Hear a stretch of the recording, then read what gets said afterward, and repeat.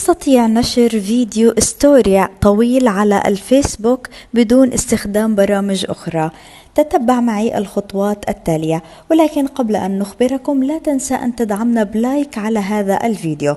الآن قم بفتح تطبيق الماسنجر وقم بفتح أي محادثة بشكل عشوائي. على سبيل المثال سوف أختار هذه المحادثة. الآن قم بالضغط على خيار الوسائط ليفتح لك الصور والفيديوهات الموجودة على ألبوم الكاميرا في جهازك الآيفون. الآن قم باختيار الفيديو المطلوب إرساله. الآن قم باختيار مقطع فيديو على أن تكون مدة هذا المقطع تتجاوز 25 ثانية. على سبيل المثال أريد أن أقوم بإرسال مقطع فيديو مدته 30 ثانية. أقوم بالضغط على خيار الإرسال وأنتظر قليلا من الوقت لحين انتهاء التحميل وأن يصل إلى الطرف الآخر مقطع الفيديو. تمام، الآن تم إرسال مقطع الفيديو عبر ماسنجر الفيسبوك. أقوم بالضغط على هذا الفيديو ومن خلال النقاط الثلاثة الموجودة في أعلى الشاشة أقوم بالضغط عليها. يظهر أمامي عدة خيارات. أقوم بالضغط على خيار المشاركة، الخيار الأول. تمام، يظهر أمامي عدة تطبيقات. أقوم بالضغط على خيار أو تطبيق الفيسبوك.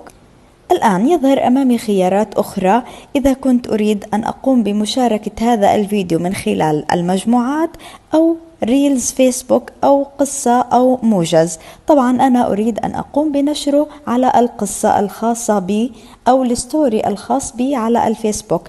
أقوم بالضغط على خيار قصة. طبعا يظهر أمامي مقطع الفيديو مرة أخرى. أستطيع إجراء تعديلات من خلال كتم الصوت أو اقتطاع الفيديو أو نشره كما هو. الأمر يرجع لك. طبعا أيضا أستطيع التحكم في الخصوصية لهذا الستوري. تمام، الآن عند الانتهاء من تحديد الخصوصية لهذا الستوري أقوم بالضغط على خيار حفظ. عند الانتهاء أقوم بالضغط على خيار مشاركة في قصة. انتظر قليلا من الوقت لحين تحميل مقطع الفيديو ورفعه عبر ستوري فيسبوك. جاري الإكمال. تمت المشاركة على فيسبوك.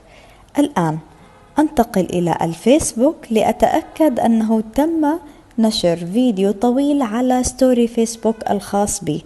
أقوم بفتح تطبيق الفيسبوك وأقوم بتحديث الشاشة. تمام، صحيح، يظهر ستوري الذي قمت بتحميله عبر الفيسبوك كما يظهر أمامي مقطع الفيديو. جرب الطريقة وخبرنا عن رأيك بالتعليقات أسفل هذا الفيديو.